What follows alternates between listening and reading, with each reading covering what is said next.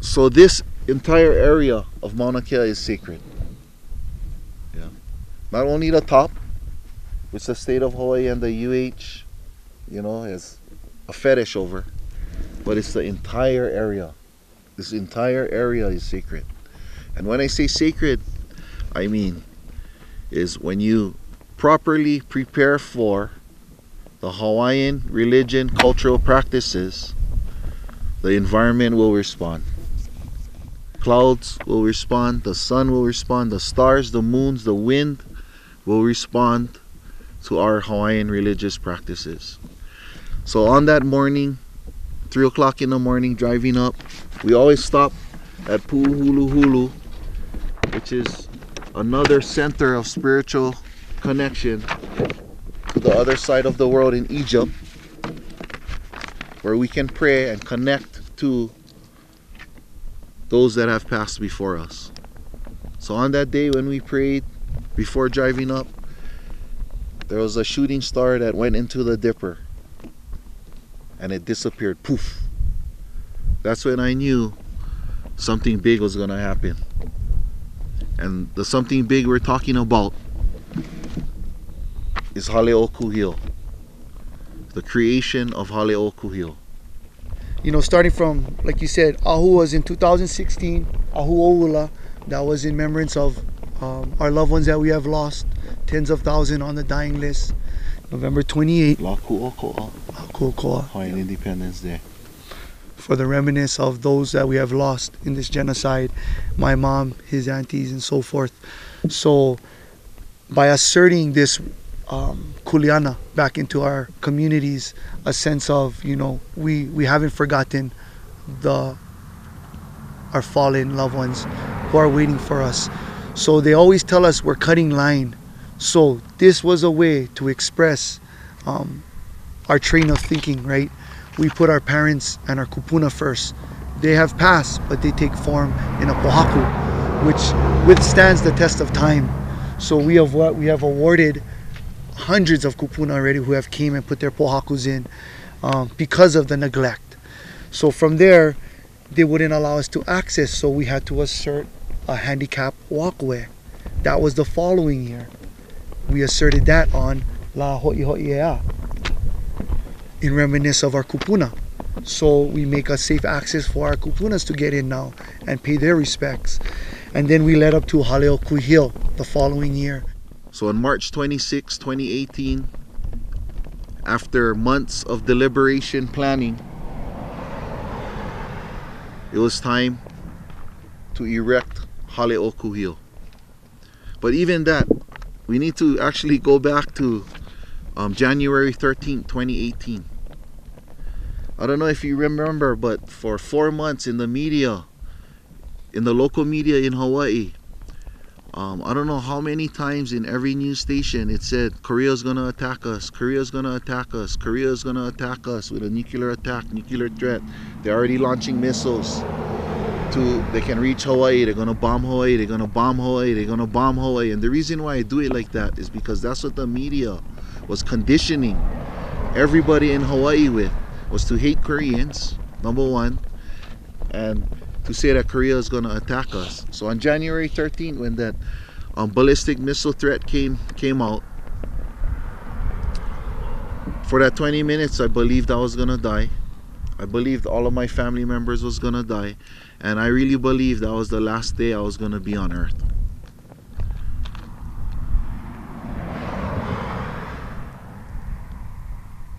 It was the first time I was ever threatened with a nuclear ballistic missile coming here to blow up everybody, and ending everybody's lives now as we now know it.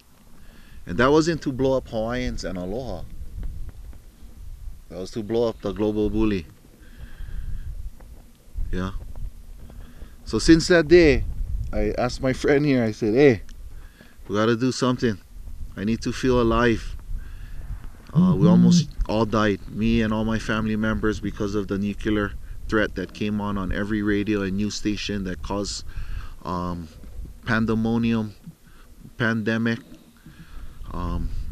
Everybody was scared. So in a positive way, we decided as a reaction to the missile threat, is let's put our Kanakas back on the land where we rightly deserve to be. This data collection booth you see behind us was put up on the birthday of Prince Kuhio to show that the Kanaka can work, the Kanaka can prevent, can protect, and help aid Hawaiians and Malahinis and visitors alike. This mountain receives upwards to almost 500,000 visitors. We have aided with gasoline, food, water, education for babies not to go up because they're too young, elderly who cannot handle the pressure climate. We have guided, we have stopped illegal theft, we had numerous of injuries that we have mended, not with the expectations of having something come back, but with the expectations of reestablishing the fundamentals of the Hawaiian Homes Commission Act and include the rest of the people who reside and come and visit this Vahipana. So we have taken this responsibility not only upon us, but upon the international community that comes aboard and comes to learn and experience the aloha and our Vahipana. We did not know the kuleana that we were stepping into when we were taking the data. To the neglect of theft, to the neglect of all these stolen properties. But we have embraced it. We have embraced it, and we have informed our community of the dire need of us embracing this legacy. Even the federal government, Congress, recognizes that we should be on the land. But the funny thing is, we're not able to access the land because of letters from DHHL calling us criminals, trespassers, violators. We received a letter from the Department of Hawaiian Homelands, which is only our co-trustees, not of Native Hawaiians, but over the lands that belong to Native Hawaiians. So, Ayla, cease and desist letter, September 18, 2018, telling us that we, the beneficiaries, must cease and desist accordingly to federal and state revised statute. So, we had to do a video update. And the video update came on the day that they wanted us to be gone, which was September 28th. They wanted us out of here. So we decided, the beneficiaries, to be up here to record all these criminal actions that they so-called wanted to do. He said he had permission to do it. There's 7 trustees. I don't see 7 signatures. The governor supersedes him. I don't see the governor's signature. So it shows the criminal intent when he comes out and he sends off letters with only 1 signature, thinking almost like he's untouchable, criminal-like. To me, it's extortion. When I read it, forcing another Hawaiian homestead lessee to commit theft, that shouldn't be happening. All we're trying to do is fulfill the legacy of Prince Kuhio, putting everyone on the Hawaiian homestead list on the land. That's what we deserve. That's what was stated by Congress, approved by Congress in 1920, but that hasn't been happening. I think it was 2 weeks ago, Governor Ige was a part of awarding 65 awards. If 65 awards happen every year, that means 43,000 of the Hawaiians waiting on the list will die before receiving an award. So I'm gonna call that now mass murder. And world leaders around the world know mass murder as genocide. So we need to stop the genocide. We need to stop the public corruption. We need to stop the fraud and stealing on DHHL lands, especially when I don't have a house and I can't even access the Rehabilitation Act. So we have a history, we have a track record of having communications with the department on a very personal and intimate level. They know us. We go into their office. We discuss these issues that are very serious and extends for almost 100 years. And so by also putting them on notice, they are only our co-trustees. The federal government are the main trustee that oversees the trust. And so by keeping these trustees at bay, we have to always educate them and update them, because when the governor comes in, he appoints his new appointees. They don't know, so it's our responsibility to inform them and educate them. So when we put up Hale Kuhio, we were getting kickbacks, but that's what you expect when you talk the truth. So we got a lot of community members. Senator Hale, the office DHHL calls up the Senator Hale and tells him of such a horrible character judgment to play the Hawaiian Homes Commission Act crimes for the homesteaders. And Hale, we support you and we're proud of the leadership that you have shown to play that video. It was only a 20-minute video, but it shook a lot of people up. And it's nothing that nobody hasn't heard, but I guess the truth hurts. So Hale gets squeezed. Other people in our community get squeezed for telling the truth. So this first Hale you seen, it got taken away because it didn't fit the suit of the size, and also people were getting threatened of losing jobs, homes, and careers. We couldn't allow that. So we all agreed that we are not going to take that route to endanger any of our community members. So we kindly took it apart and took it back down to the districts that donated it. And so you see this new one up now. Well, we've had meetings with Isla. Isla promised us that if we were to go around the islands and gather all 6 districts, he would allow us access. 4 years we built that plan. 4 years we've walked this whole island, and we have got full support from the royal orders, the associations, the waitlisters, and majority of the waitlisters and homesteaders on Moko Keawe. You're looking at 12 to 13,000 of them. They all support it. We've been talking to community leaders. We've been talking to community organizations to address these issues in a meeting to work as one. Hawaiian organizations unite under the legacy of Prince Kuhio. Since we've been here, since Prince Kuhio's birthday, we've been able to meet people around the world and share with everyone the great work that hundreds of volunteers have been putting in to properly manage our sacred Mauna Kea. Coming up this month, we'll have a meeting with the community because of Prince Kuhio's legacy.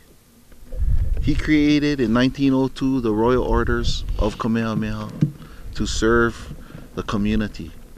He created in 1918 the Hawaiian Civic Clubs and all of its associations in 1918. He also was the author of the 1920 Hawaiian Homes Commission Act, therefore Hawaiian Homestead Associations. For the first time in history, these 3 entities will be uniting, coming together, discussing a 2020 strategic plan about how to properly manage our cultural practices, our resource, and our land rights as Hawaiians described in the 1920 Hawaiian Homes Commission Act and the Hawaiian Kingdom.